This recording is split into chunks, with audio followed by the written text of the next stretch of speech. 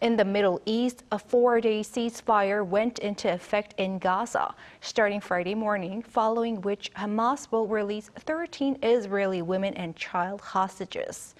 For the first time after 48 days of war, no sound of artillery fire, airstrikes, and rockets. Ahn Sung-jin has the latest. Israel and Hamas began a 4-day ceasefire on Friday morning. CNN journalists in the south of Israel said the sounds of artillery fire, airstrikes, and rockets stopped around 20 minutes after the ceasefire took effect at 7 a.m. As a part of the truce, Hamas is set to release 13 women and children later in the day, after Qatar mediated a deal to free hostages held in Gaza. A total of 50 hostages out of some 240 people kidnapped by Hamas will be freed over the 4-day ceasefire, while 150 Palestinian prisoners held in Israeli prisons will also be released in exchange, starting with 39 on Friday. The pause between Israel Defense Force and Hamas comes following nearly 7 weeks of fighting after Hamas launched attacks on Israel on October 7th. Humanitarian aid is also being delivered to the Gaza Strip through the Rafah crossing, the only access point now for assistance to enter the enclave.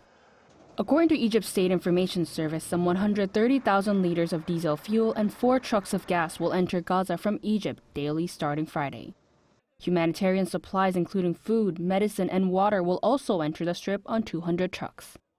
According to officials in Gaza, since the October 7th attack, nearly 15,000 people have died in Gaza, including over 6,000 children, while around 36,000 people have been injured.